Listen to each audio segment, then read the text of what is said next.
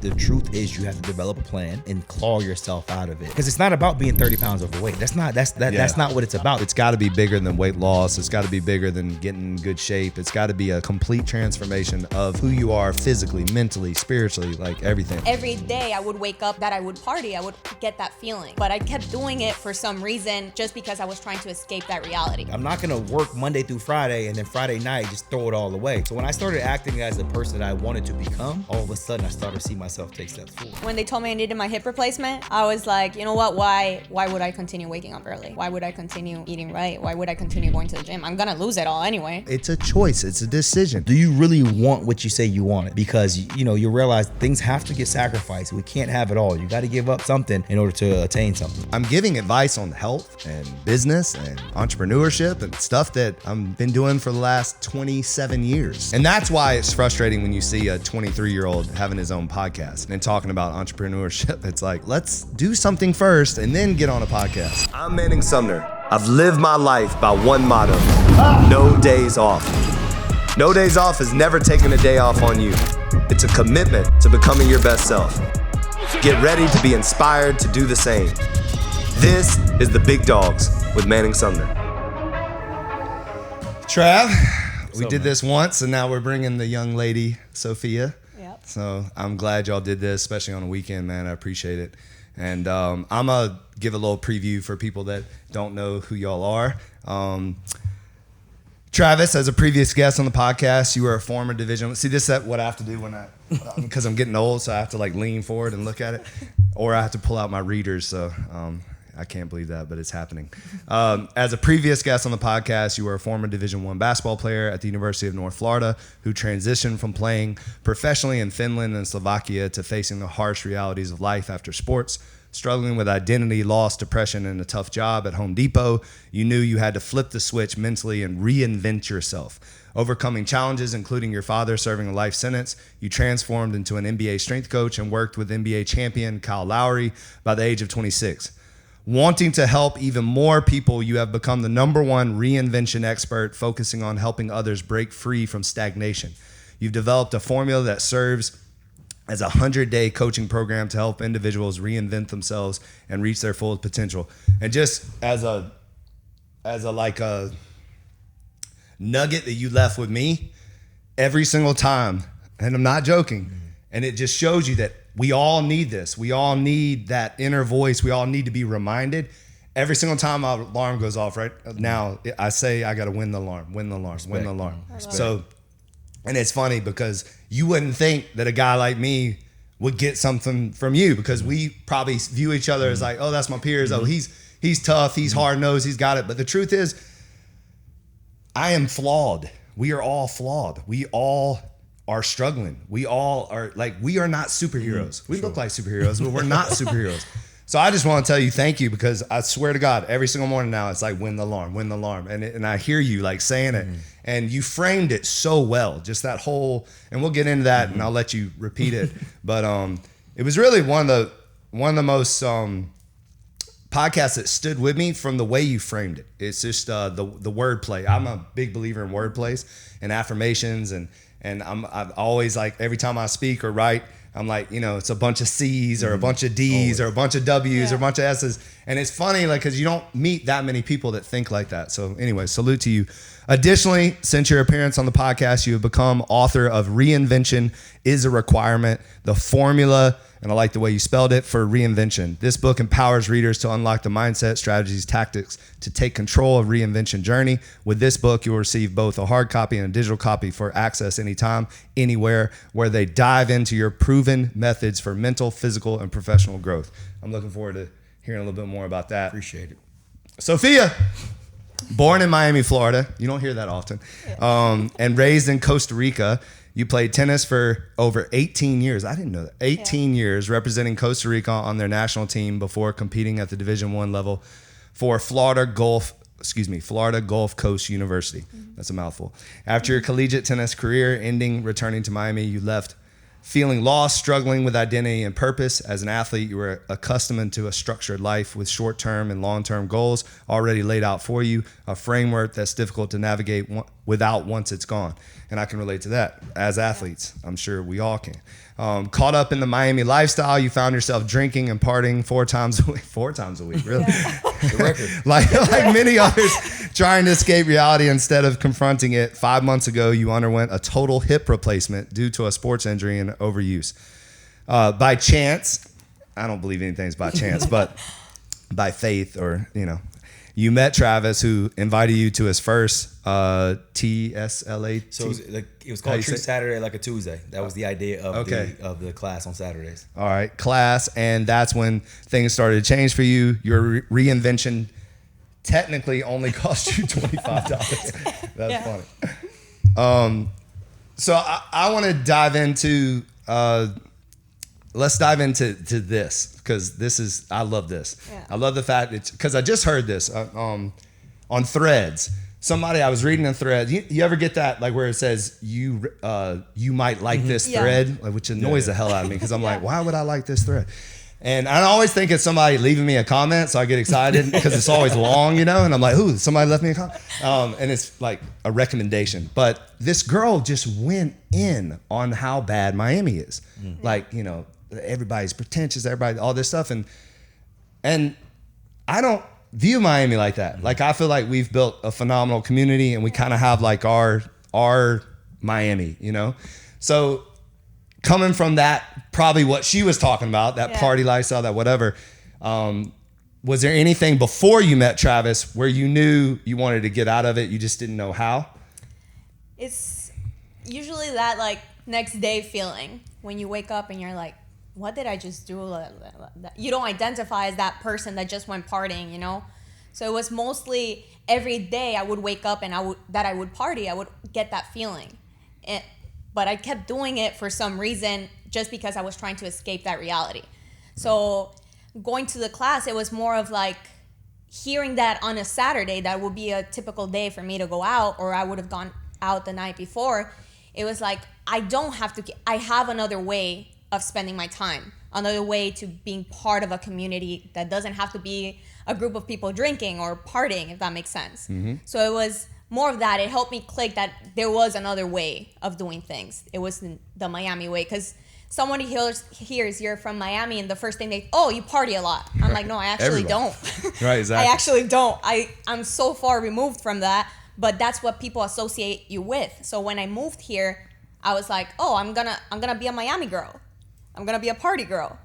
And now people tell me that, and I'm like, that's not what Miami is all about. So it's really not. And also too, like, successful people in general, we can't party all the time. Yeah. Like, so I don't know where they, everybody thinks we just run around and party all the time. Like, we got to be up at 4 a.m. Like, we're not out at space till 4 a.m. So, exactly. And so tell me about when you met Tarvis. Yes. Was it love at first sight? So he was actually a basketball fitness coach at FGCU. So that's where I kind of knew him. And then I ended up moving in Miami. He also ended up moving in Miami. He was starting this program, which was Treat Saturday Like a Tuesday, which is like, he was trying to build a community for people to, exactly that, escape the Miami lifestyle. And he invited me to the first class. And then once I was there, it was more of like how he carried himself, and like giving that people like that space to do something else on a Saturday that's not partying, that's not drinking. That kind of caught my attention. It's like I kept coming to the classes, and then. What time was the class? It kept getting pushed back because we didn't own the gym. So yeah, okay. How that goes. Yeah. So there was a gym who just opened up. I think we had the first slot at 9. Okay. And as it continued to grow, they understood like this is a good time slot. So then it became 10, and then it became 11. And that was the thing. That's where I kind of had to stop it, because the time kept getting pushed back. It became like 12 p.m. It's like you got to get up early. But the idea it was called, like I said, Treat Saturday Like a Tuesday. I was telling people, like, the way to get ahead in life is if you treat every day like it's another day. And people think it's so boring and so redundant. I'm like, that is the way. Yep. Like, I'm not gonna work Monday through Friday and then Friday night just throw it all away. So that was the idea of it. But go back to your question. It was at like we roughly around 10, 11, but it kept getting pushed back because what it reminds me of is Ed Milet says it like a separation season. Mm-hmm. Mm-hmm. And so People ask me all the time like how I ended up where I'm at, and it's because I treat Saturday and Sunday just like the regular week. Yeah. I treat Friday night just like the regular week. Like my alarm goes off 7 days a week at the exact same time. I'm working out every day. Like it's just a part of me. And I believe that those, and really probably in Miami, it's those 3 days, Friday, Saturday, and Sunday. Yeah. You're separating yourself from the competition. You're separating yourself. You're even separating yourself from the former you. Like you're building this foundation and you're separating. You're like going further. So you're right. You know, it's just cool. Like, and what's crazy is like people will see you on a Wednesday in the beach and they're like, this guy's so lucky. No, I'm not. I didn't do that Saturdays. I didn't do that Sundays. So yeah, it's not luck. It's almost like, you know, success requires planning. Yeah. So when you like plan your Saturday like it's a Tuesday, then all of a sudden, you know, success on the other side of that is results and success or whatever. And then, so when did it click? Because I know it didn't click like instantly for you. yeah. What was it that it was like, all right, I'm all in on this? When was it I'm all in on Travis? Because it probably was a little combination. Yeah, so it started to click when I started to get excited to go to a class on Saturday, to wake up to go to the gym. After college, I kept going to the gym, but it was like I would still wake up early, but I would go to bed at 12 a.m., 1 a.m., but I would still have to wake up. So it was a struggle the whole week. So it started to click when on Saturdays, it was like 6 a.m. and I was like, I'm so excited to go. And slowly I stopped going out. And then by a month in, 2 months in, I was like, I don't want to do this anymore. I'm excited to go on Saturday to class. And then it started my Sundays being the same. And was then, this before your hip injury or after? Oh, it was before. So it was around 2 years ago. And when was your hip surgery? Around 5 months ago. Oh, wow. Yeah. So recent. Yeah. Okay. How are you doing? Great. All right. Better than ever. That's a serious surgery. Yeah. Better than ever. Yo, yeah, it's like she's probably the youngest person in the world to have a hip replacement. But it was like when she went to start going to rehab, they had her like, hey, step on this. She's like, yo, I'm ready to work out. Like, so yeah, she's like, it was like full blow, ready to go, I mean, in no time. Well, they do say that the better shape you're in when you're in surgery, your recovery is a lot faster. Warren Sapp I think he had double hip replacement. So it was like the greatest thing they ever did. Yeah. Like just instantly felt 10 times better. The technology is way more advanced than like when Bo Jackson got his metal hip, ruined his career. Man, it's all so sad. What have each of you had to let go or adapt in order to start and continue the reinvention process? Let me go first. Yeah, you go. We kind of spoke on this earlier. Not earlier. Last time we got on the podcast, and I think it's it's one of the 5 things that I say, and it's like win the battle against your ego. I think that is huge for me, is because the reinvention process and why I do everything I do is not for me. Like I don't live my life a certain way for me. I try to do it to inspire other people. And when I started living my life a certain way to be a reflection, to show people that, hey, if I can do this, if I can continue to climb a certain ladder that I want to climb, I'm no different from you. So when people see me saying reinvention is a requirement, I'm telling them, like, look, I'm reinventing myself as I'm telling you to, and I'm realizing it's working. So I think you should try. So that was kind of the biggest thing for me. It's like, it's not what Travis wants no more. It's kind of like what this current Travis, what does the future of Travis want? And that's where I think ego is, lies itself, because you have the person you are right now and you have the person you want to be. And the problem is that there's identity crisis in between. So people struggle with, I am this person, but I want to be this person, but I want to continue to act like this person. That's what identity crisis all is. People don't understand it. It's that simple. You're viewing yourself. You see yourself and you're like, hey, I'm never going to become that person. Yes, because you're not acting as that person. So when I started acting as the person that I wanted to become, and, like I said, win the battle against my ego, whatever that may be, all of a sudden I started to see myself take steps forward. That's a clip. Mic drop. It was it's interesting because, Amber will tell you, we were just talking about this, like literally the same exact thing. So, but you say it in a very different way, which I love. So it's like when you read a book sometimes, and it's like it's speaking your language, but it's saying it in a different way, and you're like, oh, I like this, So that's what everything that comes out of your mouth, I'm like, oh yeah, this shit, he's right on. So it's great. It's great. For me, it wasn't Sofia? like much of an ego thing, more of a fear of embarrassment kind of thing. Okay. Even as being like a stud athlete? Yeah. Right. Mostly because I was viewed as an athlete, and then, okay, I studied business. So she's going to go ahead and do business. And then I still do business, but when I started posting it, I was like, I don't want people to see me as an influencer, or I don't want to see people see me as this. And then slowly I started seeing like people are going to talk about you regardless of what you do. So I had people commenting when I would go out, oh my gosh, she parties so much. I stopped partying. She's like, who does she think she is? Like, she doesn't party anymore. She doesn't drink. She's no fun. So slowly it was that, like, letting go of what others think and just do my best, as he said, like what I can inspire to others to do. So did you find it hard though? Like, yeah. For you? Yeah. It was kind of hard, like, to get in front of a camera, speak. Even this is a little bit hard just because I'm more a behind the scenes kind of person. Yeah. But it's not easy for him either, believe it or not. He just makes it look easy. So. Exactly. You guys make it look really easy. But slowly, as I've helped like other people like try and reinvent themselves, especially women, like gain their confidence back, it's helped me more because I'm like, if I get in front of a camera, if I do stuff like this, I can help more, you know, if that makes sense. So.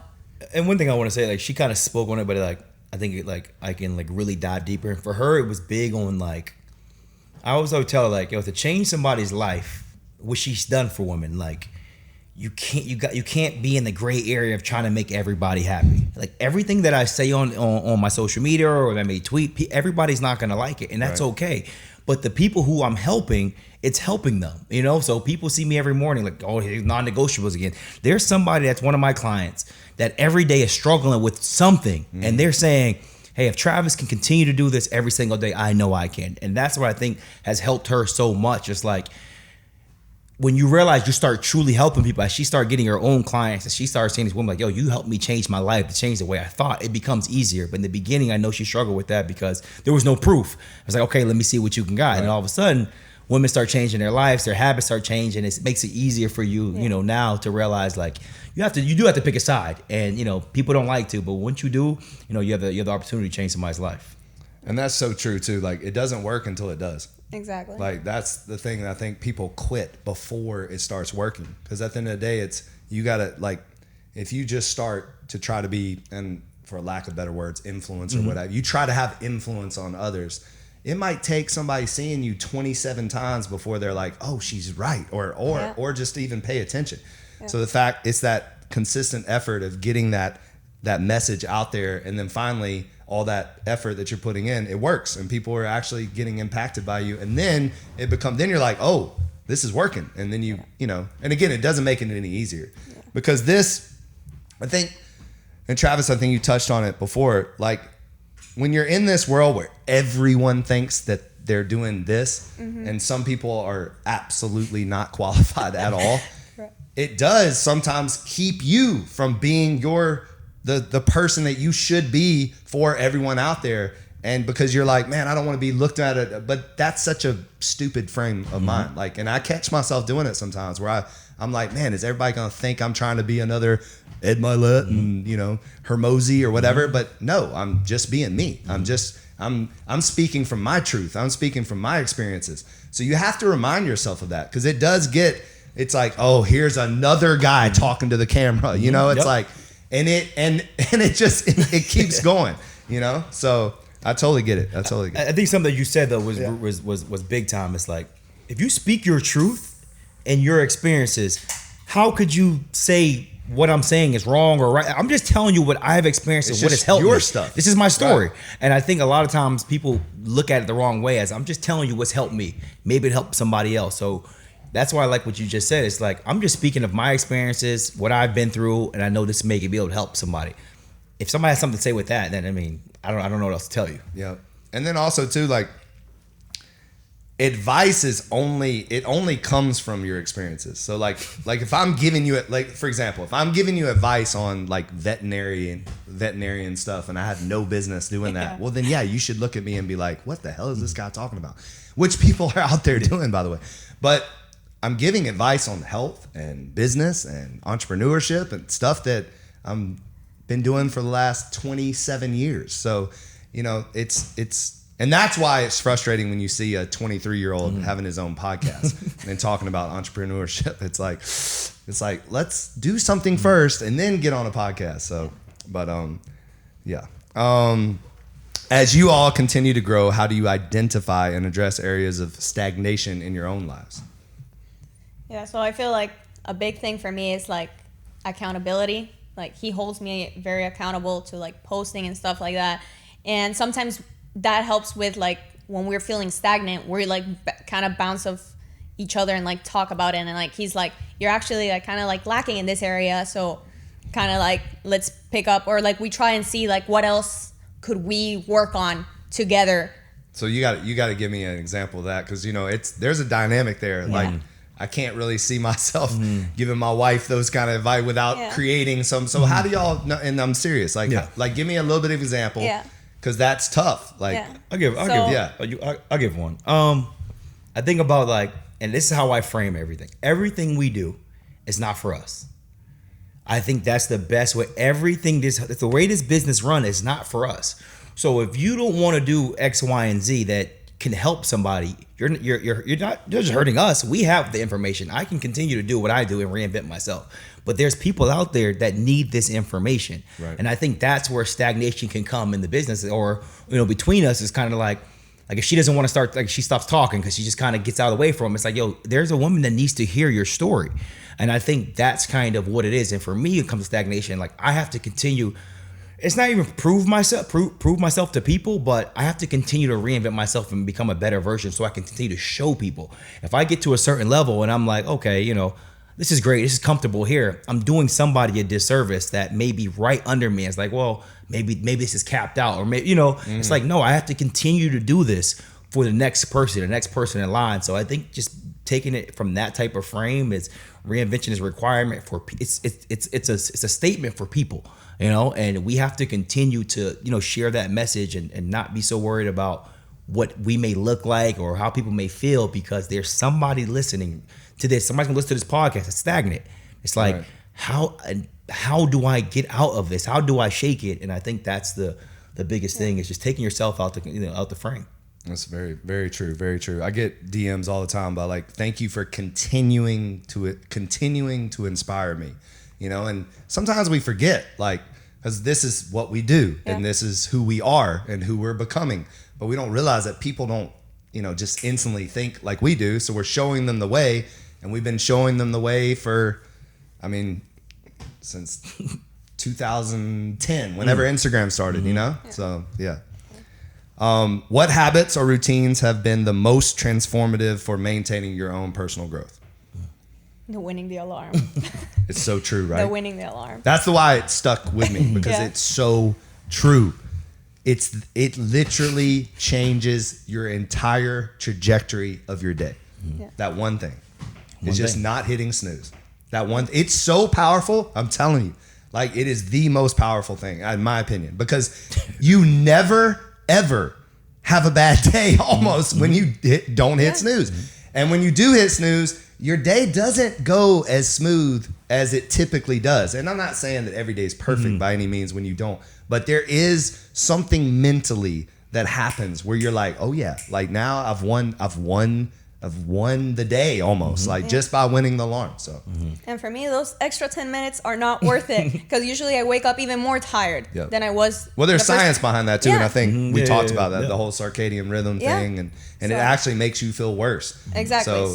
But I will say this to everyone out there: it does not mean that when the alarm goes off, that we are not, the first thing in our head is, that like, it feels so good. And the plush pillow and it's a normal response to as soon as the alarm goes off for you kind of be like, shit, here we go again. That's normal, but it's the decision to not listen to that negative or, your inner bitch or whatever. So. And like, it's so powerful, because there are people who come to us who've not won at anything. So it's like, before you lose a pound, before you start eating right, before you do your first workout, listen, let's win something. Yep. For the last 3-4 years, somebody may be like, yo, I just keep sleeping in. I just can't shake it. So it's like, if I can give you a quick win right there, like you wake up like, oh, I'm up. I'm moving. I'm grooving. Right. I feel. That's what I'm trying to nudge for you, because some people, it's just the reality of the situation, they haven't won in so long. So it's like, what if we can break down these wins? Because so many times people have these big wins all the time. It's like, let's get a small one. Let's get a quick one really quick. Let's feel good about ourselves. And you'll be surprised how many text messages we get from clients like, yo, man, like I'm up. Like, you know how it is. Like, yo, I'm up. I woke up at 6 a.m. Like, it's like, great. I woke up at 5. It's like, great. And it's like, all of a sudden, it's like the signals that are sent into their brain is what we want. It's like, yo, I can do something. I can do something that I thought I couldn't do. So winning the alarm is, like you said, is by far, you can't explain it until it becomes a routine of yours and you start to believe in yourself. And also, like, a lot of people don't see waking up as a win. So they will wake up at 5 a.m., but they were just curious. It's like, no, that's a win. A lot of people don't do that. So it's like also like letting people know that like that is a win in itself. They're just not aware of it. And I love that it's framed as a small win because, to your point, everyone wants these huge wins. They want to lose 30 pounds. They want the promotion. They want the raise. They want this. But they don't realize, like, it starts with these small wins daily that get you to the big wins. So if you can get that small win from the start, then the next one, and then there's a domino effect too. And I just can't say enough about that. It's so funny how you're literally in my head, and I'm like, I kind of laugh at it now in the morning because I'm like, what advice would you give to someone who feels overwhelmed or stuck at the beginning of their reinvention journey? I think the first advice is, we talk about rewiring the brain and like that's like, our first step. But I think it's kind of the identity crisis. Who do you want to be? So it's like before we even get into all that, let's describe who you want to be. Let's identify that person. That person will tell you so much about your habits, your actions, your thoughts, where you are right now. So I think that if we can identify with that person, and I'm not just saying about what they do, what they look like, what they feel like, how they think. You know what I'm saying? If somebody's 30 pounds overweight, I highly doubt when you close your eyes, you see yourself future 30 pounds overweight. You don't. I would hope not. I would hope that you would see somebody like, hey, I know I can do better than this. So I want you to identify that person, see it, smell it, feel it, everything about it, and that's where I want you to rewire your brain to say, okay, now let's start doing these things that this person would do. How would they act? Who would their environment be? We talk about, she was saying she struggled with like partying, and it's like, well, if you want to do this, would that person do that? No. Right. So the identity crisis comes because people are realizing their future person versus future self wouldn't do it, but they're doing it, and you're realizing you're never going to get there. So I think it's just rewiring the brain to think a certain way and picturing the person you want to become. Do you find that that's probably one of y'all's biggest frustrations with your clients? For sure. Because they tell you in the beginning what they want to be, but then they're not willing to do what it's required to be that person. Yeah. Man, we can talk all day, man, but it's like one thing that let's say I'm having an initial call with somebody, right? So we're on the initial call and they could have already bought the package or not. It doesn't really matter. I hear this a lot. Yeah, but I like to. Yeah, but I usually. And it's like, listen, do you hear what you're saying? You want to become this person, but I usually and I like to do this. We can't bring everything with us to become this person. Right. We will never become that person. So that's a lot of things that I hear that I struggle with. It's like the way the mind thinks. It's like it's so jumps you. What's comfortable? How can we get this great result but stay comfortable along the way? It's literally impossible. It's impossible. Yep. So I think that's one thing that we definitely, have to overcome with clients. Also goes back to the win the alarm thing. Yeah. What's probably the number one thing y'all hear, because I hear it, I'm not a morning person. Mm-hmm. So now you're telling yourself who you are when there's no such thing as a morning person. That's all bullshit. It's a choice. It's a choice. It's a decision.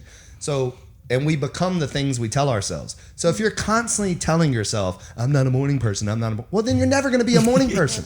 So you have to start changing the conversation that's going on in your head and literally saying, I am a morning person. Like I am, not but, or usually or all that other stuff that you said. So true. It's frustrating because it's like, hey, I don't have enough time in the day. And I'm like, okay, well, let's wake up at 5. Well, I'm not a morning person. So we're at the point now, it's only 24 hours in a day. So I don't really know how I can help you if you're not going to escape the person's habits and actions that you are right now. Because it's always excuse when I'm like, like you just said, we have to tell ourselves completely different. Like people tell themselves they're a champion before they're a champion. You don't just wake up one day and you win the NBA Finals. No, you truly believed it and you told yourself, I'm going to win, and you win. So I think that's like, it's huge. As you just said, tell yourself, though, I am a morning person. I am this, I am that, and you will become it. Did you happen to see the Style Benders documentary? Yeah. Are you into MMA at all? Like, you ever I watch it. Do you know like Adesanya? Yeah. They just fight. So he just came out with a but YouTube and a documentary. I think it was on YouTube, and he does like affirmations, like looking at himself in the mirror and saying these things over. And he did it for years and years and years. And you know, I mean, he's a little out there in certain areas, but it just, again, there's so much power in words and the things that we tell ourselves. Like, it's just, and it's amazing because most of the time, the excuses or the complaining of your clients and why they're not getting the results they want is because the things they're telling themselves. Because then, it, you know, they're never going to become this new version of themselves if they keep thinking and talking like the old version. So yeah, I think the other day I was listening to a podcast and about like a lot of people come to you and they ask you, what can I do and when can I not do? It's like, well, it's a decision at the end of the day of who you want to be. So for eating purposes, for example, if I see a burger there, I identify myself as a healthy person. So my decision is not to eating because I'm not a person that eats a burger, for example, every day, right? I occasionally. I was about to say, don't be knocking my occasionally, burgers, I love my girl. burgers. I love my Yeah. burgers. I eat them occasionally. But on Monday, I'm not gonna come and like, that's my first choice because I identify myself as someone that wants to inspire people, and for that, I have to maintain a certain like physique and stuff. So it's not about do's and don'ts. It's about deciding who you want to be. Like what you said was very powerful about like how you view yourself. I don't view myself as someone that eats burgers every single day, so I'm not gonna do it. It's not like I'm gonna tell you don't eat burgers. Do what you decide you want to be. Can you share a moment when you almost gave up on your reinvention journey and what has helped you push through? Oh, she lit up on that one. All right, Sofia, dive in. Yeah, it was probably when they told me I needed my hip replacement. I was like, you know what? Why would I continue waking up early? Why would I continue eating right? Why would I continue going to the gym? I'm gonna lose it all anyway. I'm gonna be out for a couple months. So that was kind of like a moment for me. And he actually, this is not for you. You're waking up every day not for you. You're waking up for others, to inspire others. Till the day you have your surgery, that day you're gonna stop and rest and recover. But before that, we gotta keep helping others. Put your ego aside. So I love how you frame it, you know, because it definitely, if you made it about yourself, then it is all about yourself. So it's kind of about, it's your decision instead of making a decision for others. So it's a powerful way to look at life in general. So yeah. So I think for me, where it gets difficult is, you know, and I mine's always goes back to the business side because it's how my mind's wired. yeah, of course. But you know, you deal with a lot of people who don't understand what I'm helping people with. You know what I'm saying? So it's like, so I would pay this amount for you to do this, and it's like, if you can do this by yourself, I encourage go. But there's a reason we're having this conversation. It's because you're struggling with doing it by yourself. Right. So I've shown you the proof that I can help people do this over and over and over again. And it's like you still get those conversations with people of just like, you know, wanting to be a part of it, but not willing to, you know, invest in themselves. And I think that's where me, I'm like, I'm in a big person. When it comes to investing in myself, I'll put everything against myself because I'm like, I'm in control, you know? And it's frustrating to see people look at pieces of paper and not put it in front of themselves, say, this is for me. I'm doing this for me. And it becomes frustrating. So I'm like, man, am I doing what I'm supposed to be doing? You know, you start to doubt yourself, you know what I'm saying? Because people people don't understand it. And eventually, you know, as time goes on, you know, you have more proof, but it's just really frustrating because it's like, when you see a price, the price isn't for me. That's what people don't understand. I told somebody this today, I said, your price, if you pay this package, it's not going to move my life. My life is not going to change whether you pay or whether you're not. But there has to be a number that gets you to move. At the end of the day, this number makes you move, right? Not me. You know what I'm saying? And that's what I have to understand. That people was like, I said this the other day. I said, you know, if somebody do something for $500-$600, it's like, I'm not doing it because one, you may not move. You get paid again in 2 weeks. Oh, well, I'm done. So it's like, what did I get from it? I gave you all my time, all my effort, and you just quit. So there has to be a median somewhere in terms of to get you to move. I'm doing this for you. Right. You know, if you're willing to pay a certain amount that that gets you to think, I want you to pull back. I want you to, because it's a premium service I'm going to offer you. If you don't pull back, that lets me know either you're not going to do it, or you're just that locked in of a person, but it's either one of the two. But I always want people to say, ooh, yes, because that lets me know you realize you're about to make a commitment for yourself to better your life. You know what I'm saying? So I think that's where, for me, like I had to question myself a lot, because people don't understand the value of investing. Like, they'll buy everything else. I was about to say, you'll go to Gucci. You're not asking Gucci. They'll buy shoes that cost twice as much. And you're not asking them, is this a discount? You don't ask them that, but when it comes to you, like, I'm passionate about it. It's disheartening. Yeah. It's like, when it comes to you, yep, it's one body, one life, one chance. But you don't want to invest in your body. But like, is there any way we can, it's like, come on, man. Come on, do this for you. This is gonna make you more. I can't explain that to you.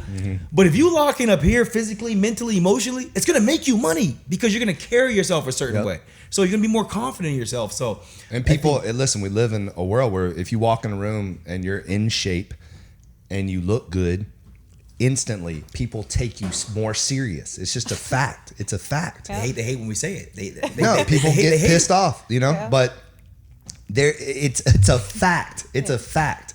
There's no way around it. That you're so superficial. No, it's not. It has nothing to do with it. And here's another thing too that I think people don't realize is when you look better because of this effort that now you're putting in by eating right, working out, doing these things, you feel better. And when you feel better, then you treat people better and you have more energy to do more things. So all of a sudden you're meeting new people, you're accelerating your job because you're putting in more hours. Your mind, that's another thing too that people don't forget, the connection between someone that's in like the best shape of their life, someone that's in phenomenal shape. There's so much clarity that comes with that. There's your mind work. You don't get that brain fog. You wake up and there's like this. It's like that Limitless pill. You ever seen the movie Limitless? Yeah. Literally, you feel like that when you start to get in. I did carnivore one time, like super hardcore. I don't know if I talked about this last time, but super hardcore during COVID. So 44 days. Literally nothing but 6 eggs and 2 ribeye steaks. That's it. You can ask my wife. She thought I was crazy.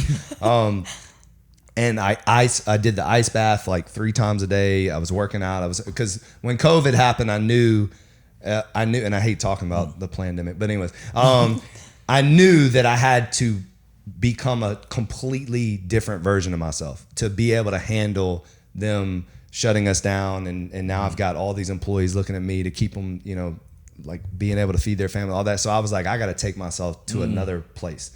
And when I did that, the clarity, it was the creativity, the clarity, the vision, it helped everything. And I didn't care about the way I looked. Like that had nothing to do with it. I was sexy, but I didn't care about that. It was that clarity that I had that you can't explain until you get there and you do it. But I would say one of the things that I try to lean into when it comes to people that say $300 for a gym membership, that whole thing, is that I always tell them at the end of this journey, like you want to start this journey, this reinvention journey. At the end, if you knew that you would be reinvented, would it be worth this price? And if you can get them to see it like that, I mean, I'm not saying it works every time, but most of the time they're like, oh, I get it now. Like, oh, okay, so. Because nothing that will last is cheap.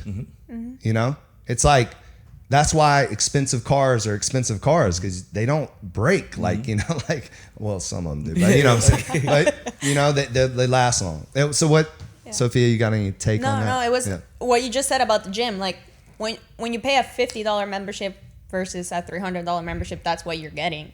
At the end of the day, well, you get what you pay for exactly. Sure. When you come to a $300 gym, most likely the people that are coming, they're serious about it. So you're gonna be like, damn, they're working their ass off. I'd have to work my ass off. So it's funny is let's say the gym membership's $300 and you tell somebody, look, I'm gonna let you go for $50, right? Let's just say, listen to that. Yeah. You know what's funny? They're gonna expect you to treat them as if it's still a $300. So it's like. People want this, and I'm like, okay, so if I don't give you full price effort, I'm gonna be in the wrong. Yep. Or you're not answering my questions that I have for you. It goes both ways. And actually, have you ever? Because I know you have. Because we all have, right? We've all kind of like given people hookups.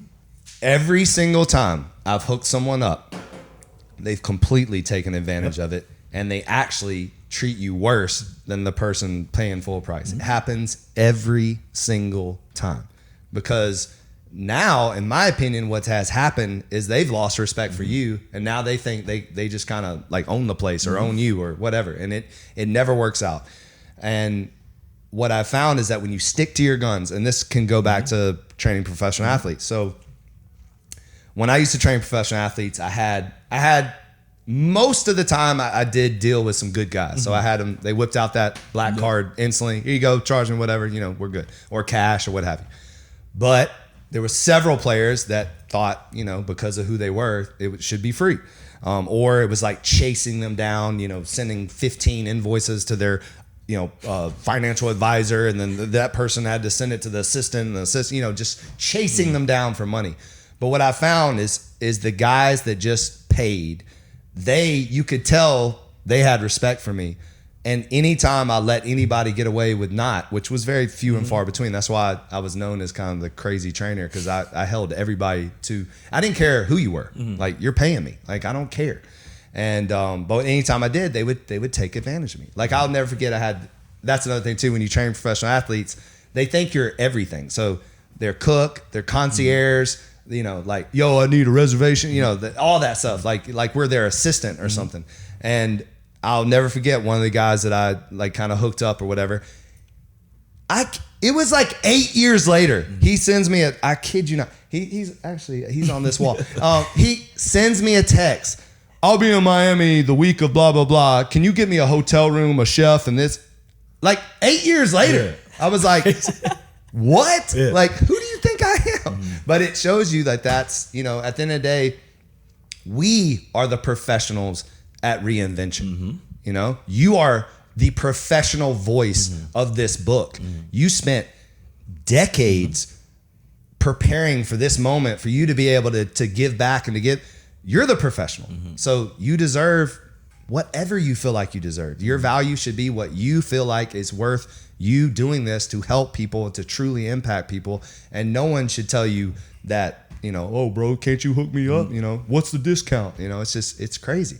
But it is a frustrating thing I think in the fitness world. I think that there are a lot of people that try all these shortcuts, and they pay the $40 trainer to go work at the park or whatever. And there's nothing wrong with those people at all. But if you really want to get solid advice from people that have lived it, breathed it, continually do it, and we're the type of people, I can already tell you all the same way. Like, we respond quickly.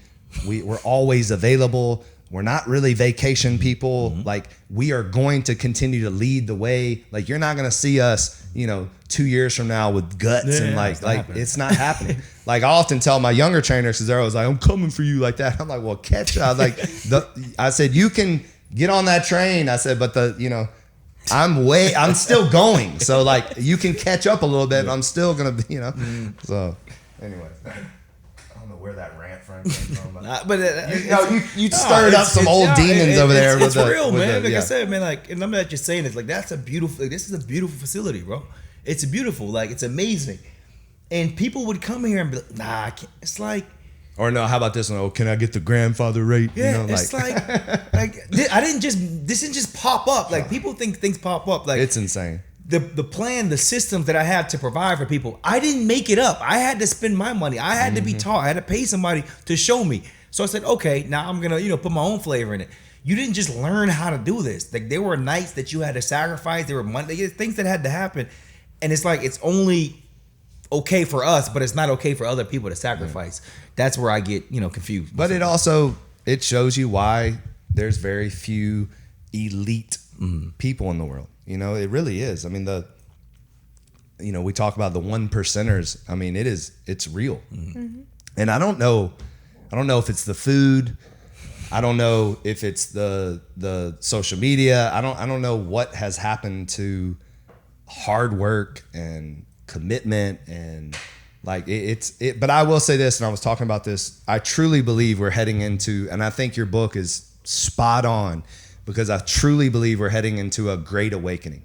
You know, the things that RFK is doing, the direction of, I feel like our country and really the world is going, like, you know, testosterone is down, birth rates are down, health is, it's literally, that is the pandemic. The pandemic is what we're dealing with obesity and child obesity. So we should be the loudest voices in the room. And I think that we've kind of had a thought of, let's just lead by example, and then hopefully, but no, now y'all are telling people and you're writing books, and so it's just great to have like-minded people that see it and just keep going, man. And don't, at the end of the day, you'll find the people to pay for it, and don't ever lower your value, because you've put too much effort, and you again, you are an example of what others should be. So don't feel bad about that at all. Like, you better name your price, and then you better increase your prices every year, because that's what happens,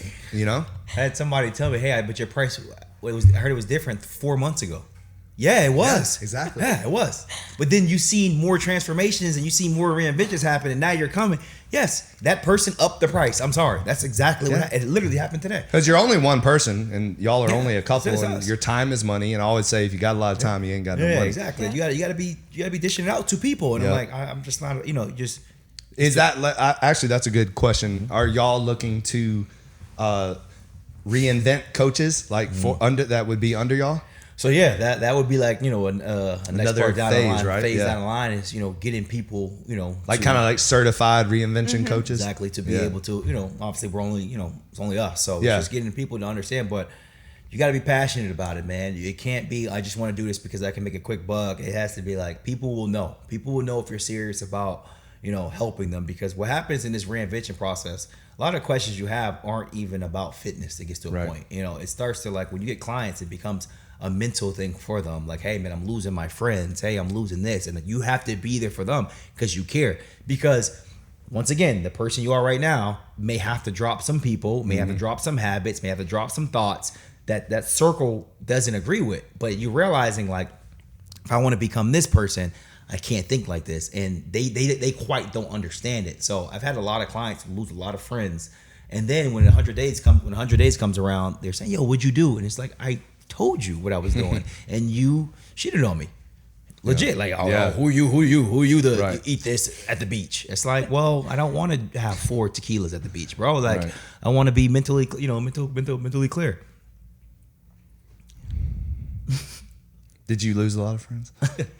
Some. Yeah. More it was like kind of like a clash. Is like, why are you, like you said, shitting on what we used to do?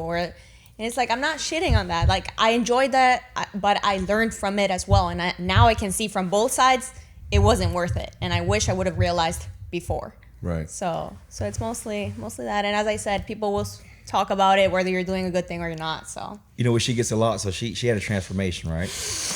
She hates when I talk about this because it's a lot of her friends. They always hit her with, yeah, but you were beautiful before. And it's like, guys, that's not the point of it. That's not the point. The point is, I knew I could be somebody better. I know I had another version. I know I have another version I can get to. Right.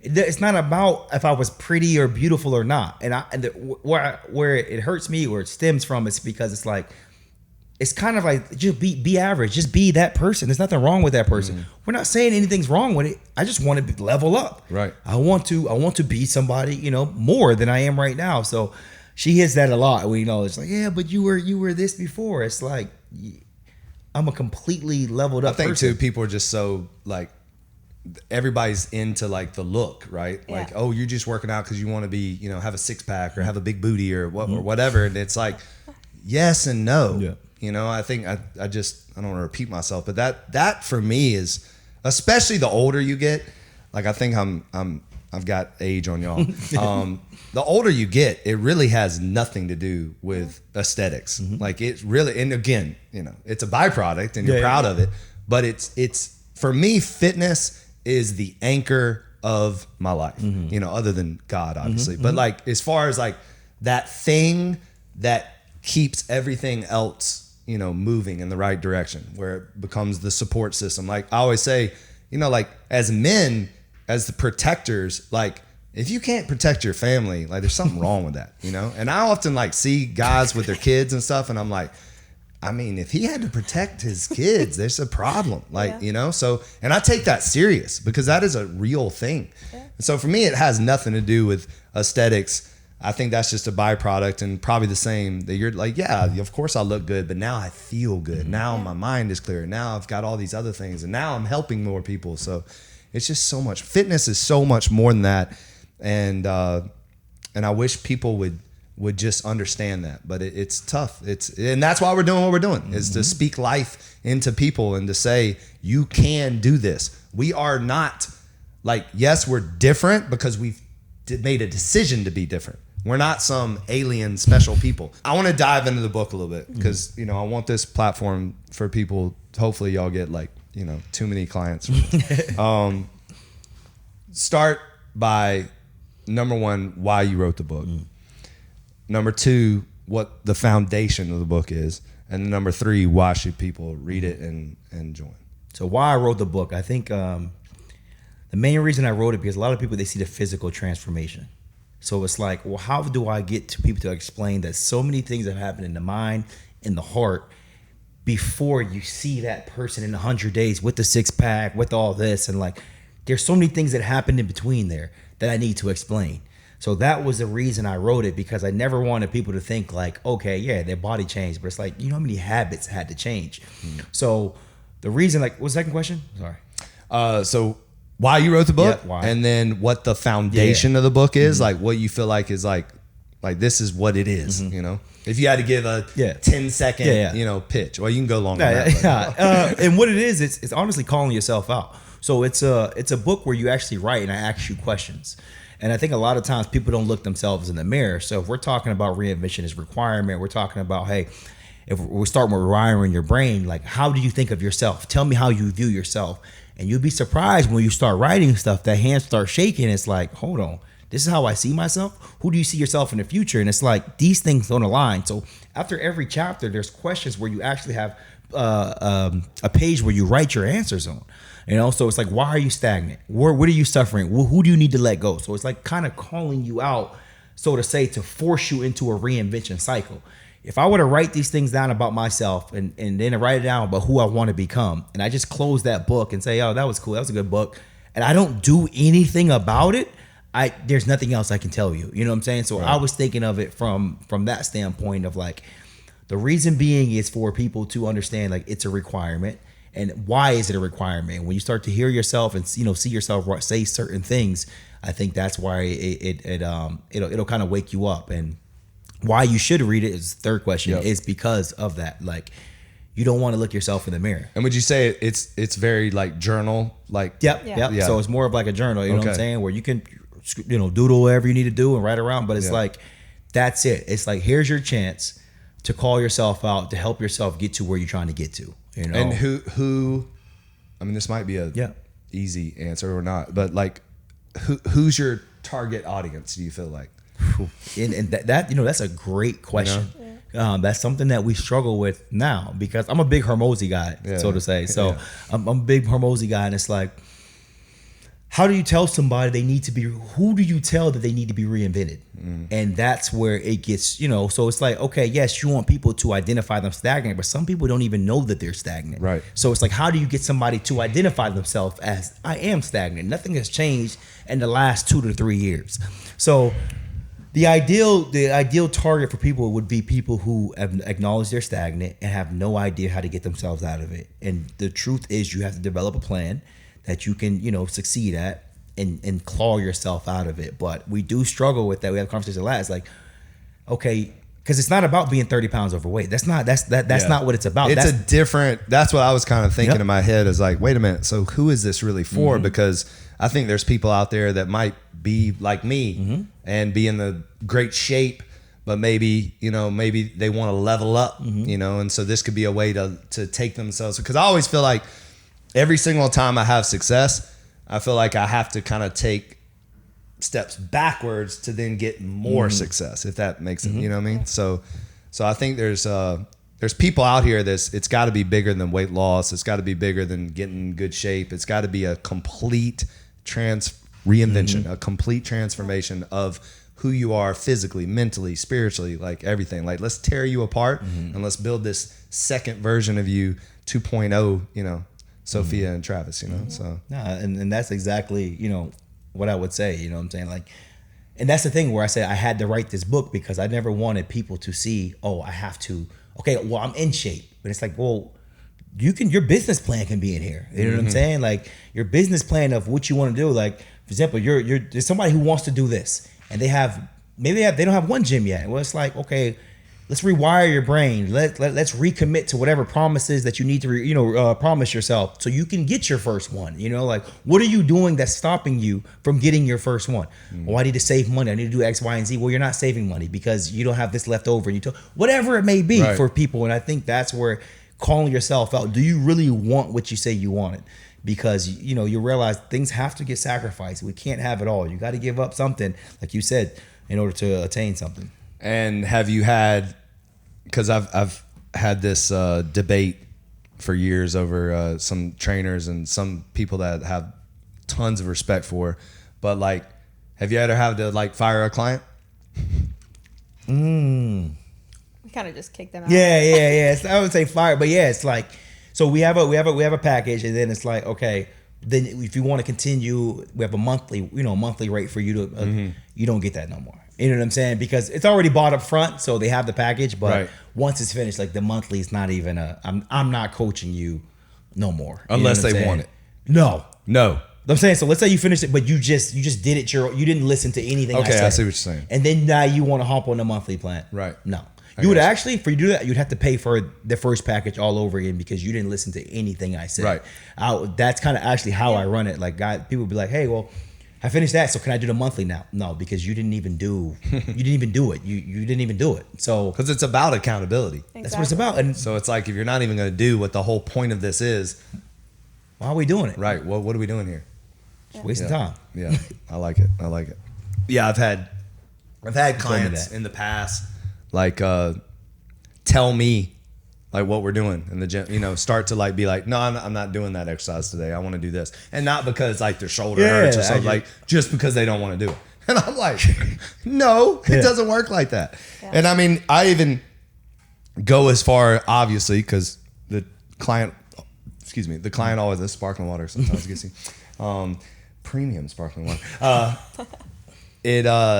You always put the client first. I mean, you know, in everything. I mean, we can't be sick, we can't be late, we can't be tired, we can't, like, the client is always first, and I'm a true believer in that. But also, once you start to like adjust and try to accommodate the client, and they're just absolutely not doing what you tell them to do, then what are you doing? Like, what are we doing? I mean, we do have lives too that we're trying to change. So, and yeah, we're talking about exercises, but I look at it as like a life, like that's like a life lesson. Like, this is what we're doing because I know this is going to benefit you and this makes the most sense. No, I want to do what I want to do. And like, that's how I look at people. Like, it's like a life thing. It's like when I have a business coach.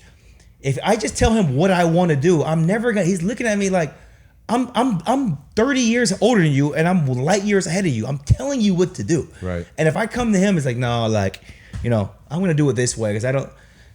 Why did I invest my money into it to hear his advice? So it's kind of like the same thing. Like, yes, it's an exercise, but to me, it's so much bigger. It's like, I just want to do what I want to do. And it's interesting because it happens in this business. It happens in other businesses.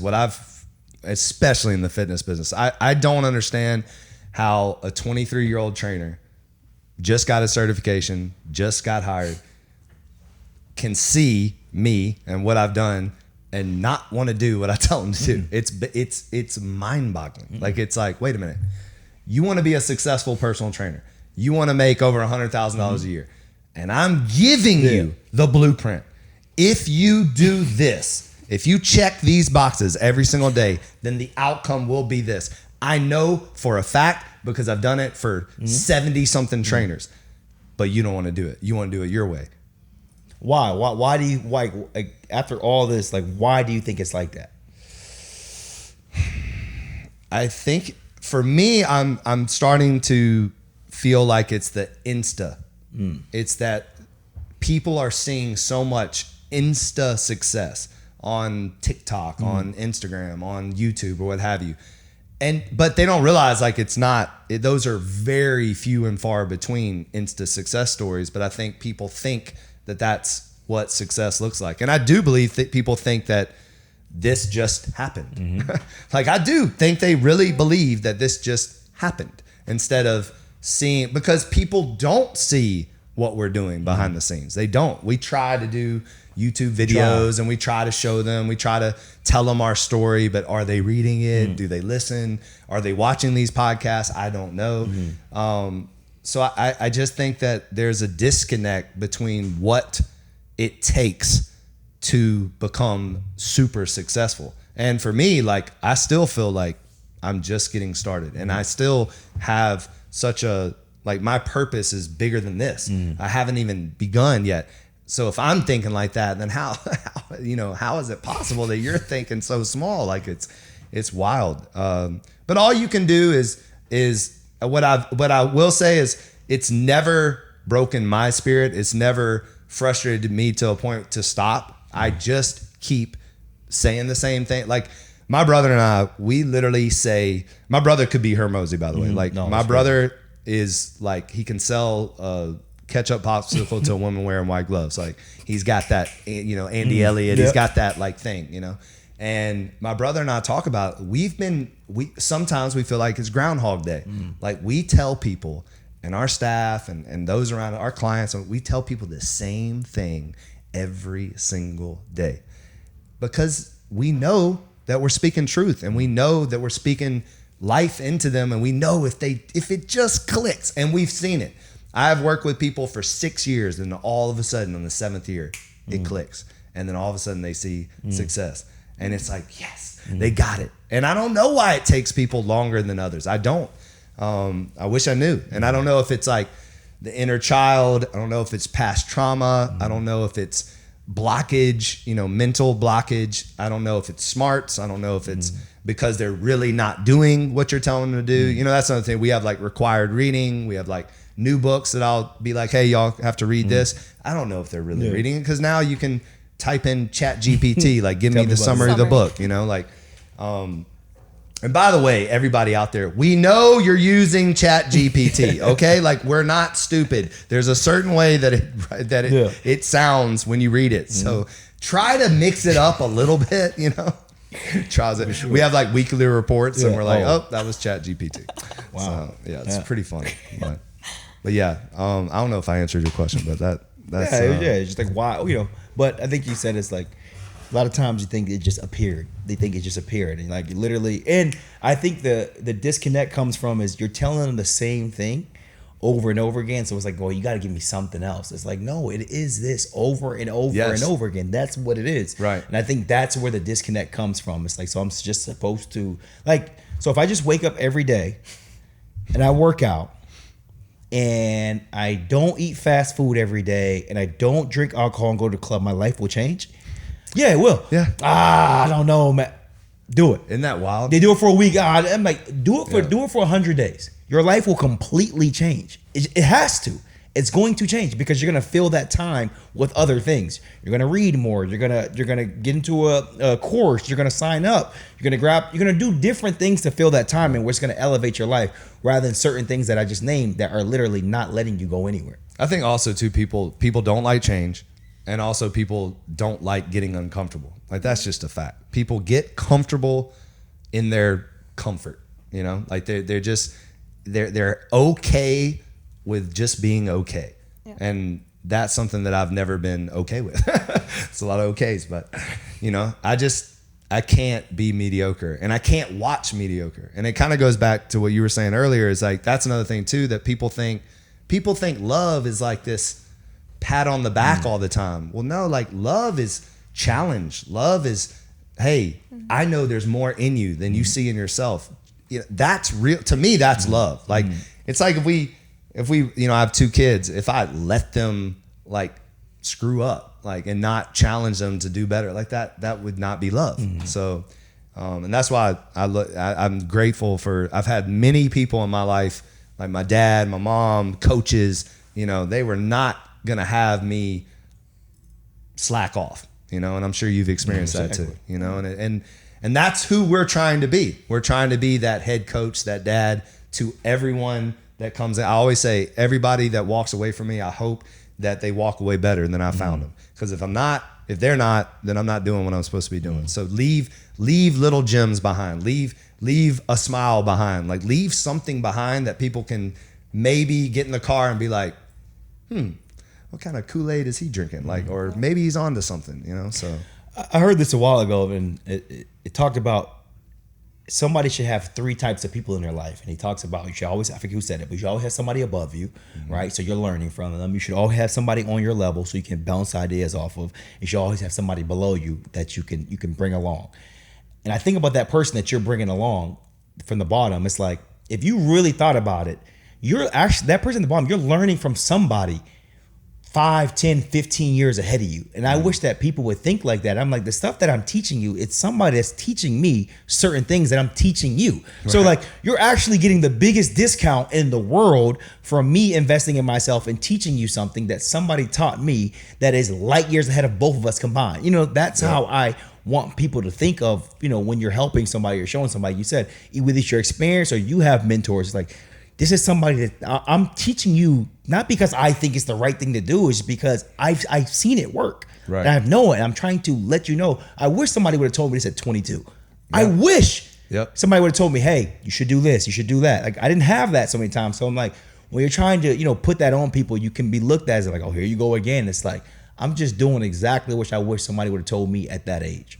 And I don't know if you've experienced this, but like, I love talking to young people, like, because their youth like makes me feel youthful. Like, so when we're trying to pour into them, their energy and especially when they respond to it, and especially when you see them applying it, that gives us like so much joy and so much, like, it helps us keep going. Like, when I get the very small, you know, very like little DMs, yo, I listened to your podcast, man, love this part or whatever. Like, that for us is like, okay, I'm gonna keep doing this. Like, I'm making an impact, and all it takes is one person. It takes, because most of the time you're getting flooded with DMs of like, you know, how much do you bench press, or like, you know, stupid stuff like that. But when you get those DMs where it's like where you changed my life, or I've been watching you for years, and this, and then it's powerful.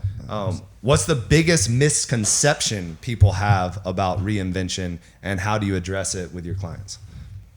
I would say it's the physical aspect. They all think it's just like how you look. It's like what we've been talking this whole podcast is internal. And the people that have had the most success in our program have come because they've had mental struggles, and they've transformed that into something physical. But it all started within. So I think that's one of the biggest misconceptions. We get thrown into the fitness industry, and it's not that. It's more of a transformative from the inside out. So I think that's one of the biggest. You know, I'm gonna go back to business, man. But nah, because she'll hit on that. That's a great point. But I think that, you know, people think that certain things are designed for us to win. You know, there are so many, like, I gotta check in again. Yes, like, the people you see on my Instagram, they didn't miss a check-in. Does that make sense? There's a reason they walk themselves right to the path. Then you have other people, it's like, oh, I forgot my check-in, or I'll do it later. It's like, that's what I'm saying. Like, the people who check it, it's not magic. They've held themselves accountable. They let themselves be held accountable. And every check-in, they boom, boom, boom, boom. And I'm just swipe, bam. So it's like, that's my biggest thing. I think a misconception is like, things are set up for you to win. You may not see it, but they're set up for you to win. I'm not going to win off that. You know what I'm saying? Right. So I think that is one of the big misconceptions from the, you know, looking at, like, there are certain things that you do that you're like, yo, this is not for me. This is for you guys. You know what I'm saying? This is for you to be your best version, or an X, Y, and Z. Like, we talked about the no days off thing. Like, the idea of people see that, like, no days off from the gym. Like no, man. Yeah, no. I'm telling you, don't take a day off from becoming your best version. Right. Like, so that's how I see it. I think a lot of time the misconception is, why certain things are the way they are. I can't explain everything, but if you just listen to me and you've seen people do it, I promise you, I'm going to take you right to where you want to get to. And I always tell people this last thing I always say, your success is my success. I'm not going to lead you to a path where you don't reinvent yourself. It doesn't work out. And I just walked away. That does nothing for me. When that person wins, I win. So I'm doing it for you. And the selfish act, which I don't think is selfish, but it's like comes now I win because you won. Right. So I'm not gonna just take your money and just give you here. You do this, it's gonna work. Like, no, I'm gonna coach you through it. Because a lot of times people have so many questions. Like they see the end product, but so do I have to do this? Can I not do this? And I think that's so frustrating to me. Can I not drink? You know what's so crazy? It's not to have a rant. They'll say all the things that they know they shouldn't be doing. Right. I think that's the wildest thing. So can I have tequila all the time? Like, can I never drink? I'm like, you can drink. People drink. I'm not saying you can't. You have a choice. Yep. But don't ask me questions about the things that you already know. Maybe I probably shouldn't do this if I want to do this. That's where I think the big misconception kind of, it's like it's for you. Right. I agree with that. Can you share a story of one of the most impactful transformations you've witnessed through your coaching and what made it stand out? Yeah, so I love the big success stories. It's been one of my girls, for me personally. When we started, a weekend, she's like, so I paid $750 just for this? I'm like, don't you love that? Oh, that one stings a little bit. Just wait. And now she looks back, she's like, I can't thank you enough. I'm sure God put you here for a reason. And she had a problem, health issue. And she's like, I haven't been able to overcome it mentally till now. So it's more of that. Like, she was mentally like in another place. She's like, I would go to the gym. I've tried everything. I was even considering surgery. And you've blown my mind. You guys changed my life completely. So yeah, man. And that's why prices get raised. That's why. Right. So this is when she first signed up months and months ago. It was $750. And I'm like, it's $750 to change somebody's life, but you know what? Let's do it. Then when people see that, it's, I want that. Oh, it's not $750 no more, because I seen what it could do for somebody's life. And for you to pay $750 for your life to completely change, on some spectrum, because some people don't let me change their life for $750, because once they get paid again, it's like, oh, I'm not going to do all that. I'll pay $750. Right. So now when the price gets 4 or 5x, now it's a problem. Well, because I know what it's going to do for you, and I want to make sure you do it. Because I understand those types of messages that people are getting. Like, if I can force you to do it, if you pay $3,000, 10, whatever it is, whatever package, if you pay it, your life is going to change. You're not going to worry about that dollar ever again. Ever again. It's like, it's out the mind. So like, that was one of her stories of like, well, I said, look, I'm tired of people paying this and not going through the process completely. So we're going to get more serious people, right? And that's why the price got 4 or 5x is because of that. Well, and also you're going by Hermosi's whole thing is that you got to either be the most expensive or the cheapest. You can't be in the middle. You got to pick. So, bro, she know I read her all day. Like $100 million offer. He tells her, it's like, you're doing yourself a disservice by being either a low price or in the middle. Right. You're doing yourself. So what's different? So I'm just gonna, if I raise my price, like, this is why it's different, and these are the results. Great.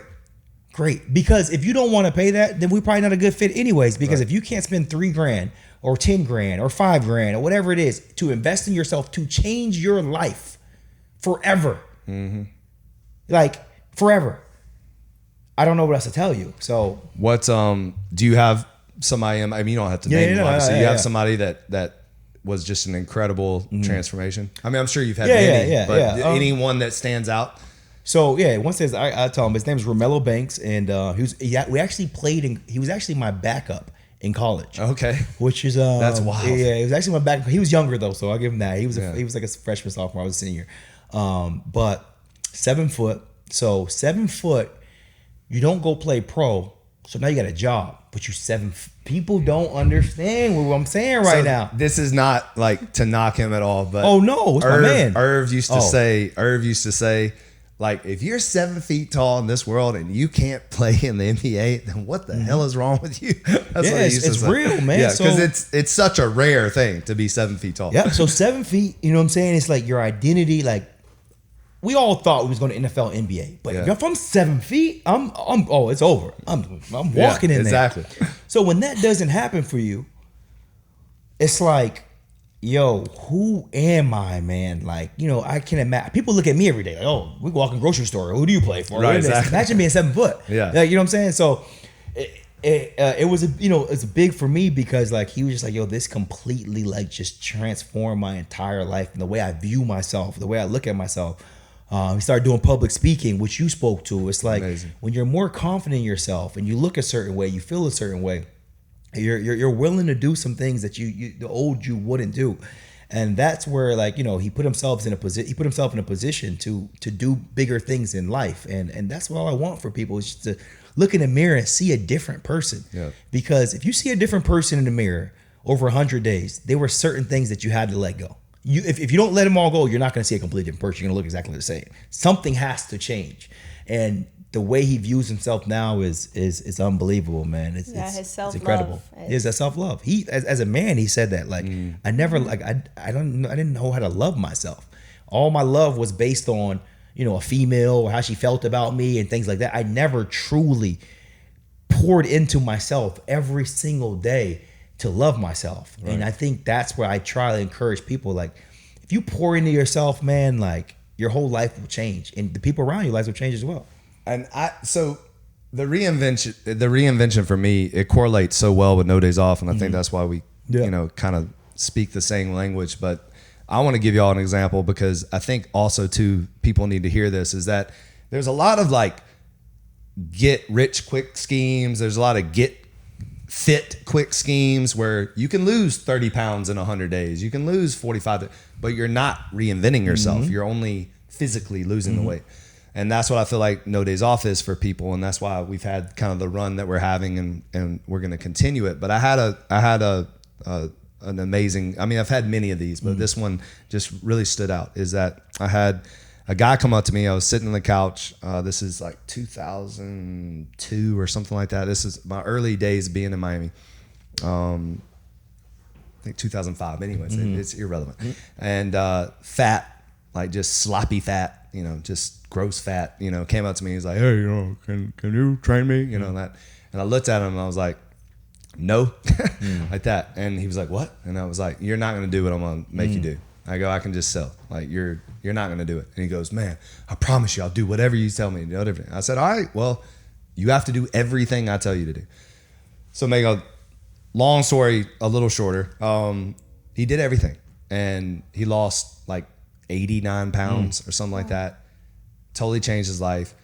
And where he is today, he has 3 Ferraris, beautiful wife, beautiful kids, beautiful family, beautiful, like amazing job. He's still doing it. Like, he's still living it. And he'll shoot me a text like, yo, I'm still, and he'll tell me I'm still doing the things that you told me to do back then. And I say this to say that that's why it works. It works because it's not complicated. You don't need some 15 formulation device thing or spend $100,000 on something or this, that, and another. Like, it is applying simple things every single day and committing to it, and that you will change your life. So reinvention, what y'all are doing with people, it's permanent. This is a permanent change that you're going to keep applying to your life, and you're going to have no days off on you for the rest of your life, so that you can then apply it to your relationship. You can then apply it to your kids. You can then apply it to your friends and your family or whatever. So I like it, just the light bulb went off for me just then, because I literally was hearing y'all talk, and I can see the moment. Yeah. Red hoodie, sweatshirt, sloppy fat, walking up to me and asking me that question. And I just remember being real with him. And to this day, that's why we've remained so close, is because I've always kept it real. Like, I'm gonna tell you the truth, and it's gonna hurt in the beginning, but if you do this, then you're gonna see change. So that kind of leads me into this. speaking of relationships, so what's the dynamic of you two working together? Like, how do y'all handle that? To me, it's easy. I mean, extremely easy to Yeah? me. All right. Because I mean, I think it's I don't know why it's so easy, but maybe our personalities are the same, they're kind of similar, and it's kind of like we're both former athletes. We both felt the pain. You know what I'm saying? We both kind of been through the same type of situation of why we do what we do. You know, we both lost our identity.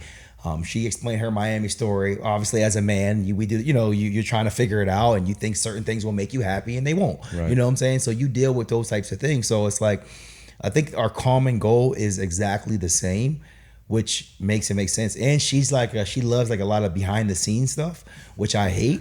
Like, just put the camera in front of my face, give me the microphone, let me write the book. And she's like more like a systems type of person of like, well, this has to connect here. They got to get this email. They have to do that. Like, that stuff that I don't care about. I literally text you. Yeah. Like, I'll spend money on something. Like, who cares about this? And she's like, well, no, we should do this way because this makes more sense for the business. You know, not money like, you know, No, I got you. Yeah. But for stuff, I'm like, yo, just The buy that. organization of it. Yeah, like the organization of it. So, but I think it So all. you complement each other very well. Yeah. Yeah, but I think it all comes down to the goal, man. Like, Yeah. the goal is the exact same. And my coach always told me this. So he does like marriage couples and all this. But he says one of the biggest things when they go to like a marriage account, it's not counseling, but it's like what do they call it? A marriage, like a retreat, marriage retreats. And he talks about the biggest thing when he sits the husband and wife down. He says, "What do you want? What do you want?" And they're completely two different things. Right. So it's like, obviously we're not married, but that's the idea of how I see the business. Like, yo, what do you want? What do I want? Are we both trying to align to do the same thing? You know, are we both trying to inspire people, reinvent people, and figure out where it takes us at the moment? Yes. Okay. You know, so if it doesn't align with that, then it doesn't fit. And I think everything that we do is literally aligning to continue to help people. You know, more. You know, people ask all the time, like, I mean, we're with each other 24/7. No, because you know, and I would say, well, let me frame it like this: is there anything that, because you just said you're with each other 24 hours, so I'm trying to frame this. I'm not trying to put you all on the spot or anything, but in my and again, my opinion, not that it means anything, but like, you still need your own thing. Like, you know what I mean? So are there moments where, or do you give yourselves time to like have your own thing? Like, or is just everything is about like the both of you? I think everything is. I mean, we're in the gym. We don't talk to each other. Yeah, I'll talk Okay. about Would be it. like- We don't work out together. Yeah, that's big. Well, no, that's big. That's I big. already know that. Okay. We All don't, right. we don't work So out you together. work out We solo. barely talk to each other in the gym. Like, we All would right. pass by and it's like we don't even know each other. No, but that's something. And what I'm trying to say Yeah. is that I feel like you got to have your thing, you know, especially when you're together all the time and Yeah. you're building something together. Like, because if you don't, then you could end up one day just going crazy. So that's cool. But that's why I think that, like, when I first started doing this, I was like, listen, you take the women. So it's like you have your own, you know what I'm saying? Yeah. You have your own sector of the business that you want to do. You So right now, that's how it works. That's how it works. She gets the women. She Yeah. gets the That's women, actually take the men. that's So really that's cool. kind of how we do it. And it That probably helps you a lot too. It helps me a So- lot, and it's because like there's conversations they can have that I can't have, and two, I wouldn't understand. Yeah. So I think that was like, we didn't realize at the time, but that was like a big separation in the business where it's like, yo, I don't question what y'all do. Y'all do whatever y'all want to do. Let's just hope they have a great experience and they get a great result, you know? But so yeah, for terms of that, she has Zoom calls with her girls. I'm not on there. I don't, you know what I'm saying? So I think that's where the separation That's comes. actually a lot of separation. Yeah, we don't realize Okay. it, but you know, when you ask me, that's where it comes down Yeah, to. It's yeah. like they do their own thing, and you know, because she knows, you know, how to coach them. That's very Hermosi's dynamic too with Leah. And, that's cool. That's cool. So, yeah. She's a yeah. beast. She's a beast. Salute. Yeah. She be like, she has like these little rants that she does. She's good. She's good with it. As far as the book, how do people get it? Like tell us a little bit, like the simplest way of how do you get the book? How do you start the program? We'll leave out the prices because we'll let people, you know, but no. Theformula.com, spell the way it's on the book. FR4MULA.com. You can buy the book. It's in the media page. It's also on the front page, and then you can also sign up for a program. The program's gonna start with an application. Only reason it starts with an application. I'm not trying to waste your time, and I don't want you to waste my time. So I just want to make sure that you are dedicated into what you're about to partake in. So when you fill the application, we'll get right back to you, and then we'll hop on a call if it's a good fit. We just want to make sure that you're really ready for to reinvent yourself, because everybody's not ready, and that's one thing I did have to learn. Like, some people aren't ready to leave their old version, and I'm okay with that. But when they are, they come. So it's kind of like a questionnaire. It's a questionnaire, and it's something that you've thought about to kind of trigger whether you're serious or not. And like, why? Yeah, that's one of the questions. And why do you want to do this? And if it's there's certain questions where it's like answers. It could be anything, but it's like, come on, like you gotta give me a deeper reasoning of why you want to do this. Why do you want to reinvent? And when you get to those questions, you really can understand where a person, where their mind is, and help them with the reinvention. Yeah, and I think that goes to with what you were saying, that you say the same thing over and over again, and like sometimes it takes people 4 or 6 years. That person is ready 4 years down the line to listen to it. That's why it's so important that you keep saying the same message over and over and over again. That's why we post our non-negotiables every single morning. Even if our followers get tired of it, like, oh my God, here they go again with their non-negotiable. They're going to be ready 4 years down the line. Then 4 years down the line, we're going to still be posting. That's why I always crack up at like some of my old videos. I'll like go back and watch things I was saying in 2011, 2012. And I'm like, man, I sound like a broken record. Mm-hmm. I was saying the same shit back then, and I am now. But that's the formula, you know? That is what reinvention is. It's just a constant reminder of, I can become a better version. I can become, if I do these things consistently. I've been asking this question lately to my guest, and so I'm gonna ask y'all, if there was one thing that you wish people knew about you that you don't think they do, what would it be? Did I say that right? Yeah, I did. Well, I mean, most of my stuff is I put it in my book. It's kind of the kind of beginning of it, but like a lot of my reinvention stems from my past. So my father did life in prison, so that's something that I'm extremely passionate about. Like, I don't have to be this kid who's just like, oh man, like this happened to me. Like no, man, I have a choice to become the man I want to become. 2 was, I talk about, people know this, my college. After college, playing college athletics, lost my identity. And 3 was, I had an annulment, and that's also in the book. So I was married for like a month at one point in time because I made a decision off of trying to think I was doing the right thing, and I necessarily wasn't. So what I tell people is that, like, my reinvention, why I do this is, it's not about the body. It's not about any of that. Like, we talked about this last time. Like, I've been on the PJ. I've been depressed. I've done that. I've made money and have not felt like there's still something that's not right. You know what I'm saying? So it's like, the reinvention is so much deeper in me, and it's so internally. It's like, I've been through stuff that I didn't think I was gonna climb out of. Like, imagine having a wedding. Good thing it was COVID, so not too many people could come. But imagine having a wedding, and then your grandma calls you a month later. Like, how's the married life? You're not even married no more. Right. Like, I'm never thinking I'm climbing out of that, bro. Like, how do I tell these people that I just made this decision after you've known somebody for 8 months? But you did it because you was moving, and there was a religious thing involved where she, I'm not going to move with you unless, we're married. It was kind of that type of situation. It's like, but you still made the decision. You didn't have to do that. So it was like, that was one of my darkest moments of my life. And it wasn't because it was the annulment. That didn't bother me. It's like, how could you do that to somebody's family? How could you do that? And just like, but what I had to do is I had to forgive myself, one, and I had to create myself a new person. So it's so much easier for me to talk about now because that's not who I am at this moment. So a lot of times people struggle with, talking about certain things because they are still that person.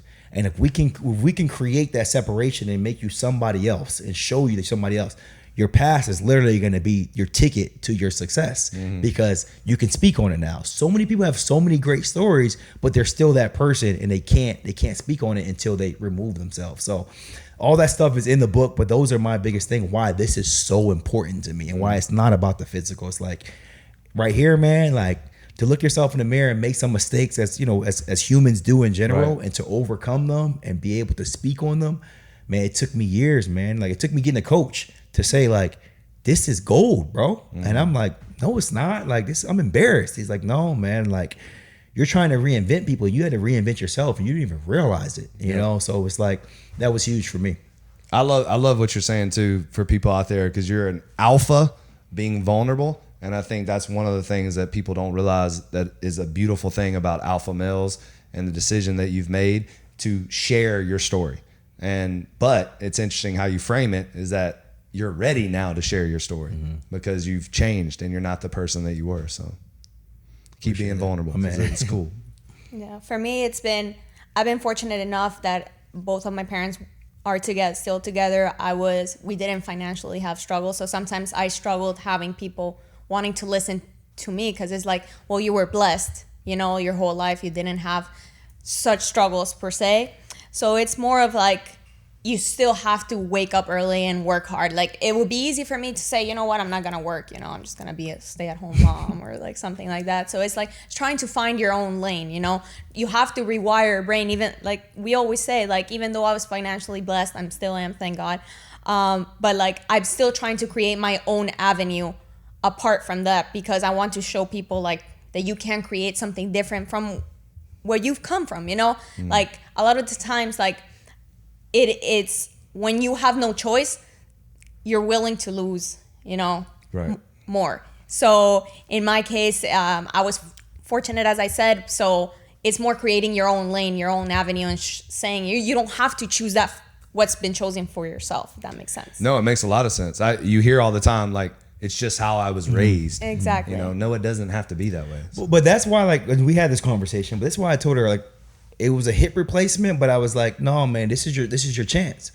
And I told her that, I said, because that's something she struggled with. It was like, well, Travis, like, I didn't have the upbringing you have. So, like, you build all this and, like, you can tell the story of your father, this and that. I'm like, well, I would prefer to be in your situation. Trust me. So when she needed a hip replacement, I said, this is your chance. As much as you like, oh my God, why me? I said, well, you have to have some hardship in your life from somewhere for you to, to be able to speak on and overcome it. So when she had her hip replacement, all of a sudden she's back in the gym working out. She's waking up early. She's still cooking her meal. I said, you're showing people I literally have a fake hip, whatever you want to call it, and I'm still up here. So what is your excuse? Right. So I tried to, help her understand this is your story. And she got people to tell, like, hey, man, I'm about to get a hip replacement. Like, I see you had one. Like, people started DMing her, and I'm like, this is why you have to tell your story. But I think till this day, she doesn't understand how powerful a hip replacement was, because that's a big deal. That's a big deal. Major surgery. Like, major surgery.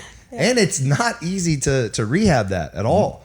Like, so the fact that you again, what he's saying is so true. Yeah. Lean into that, because it's powerful. Trust me, it's powerful. And take yourself back there.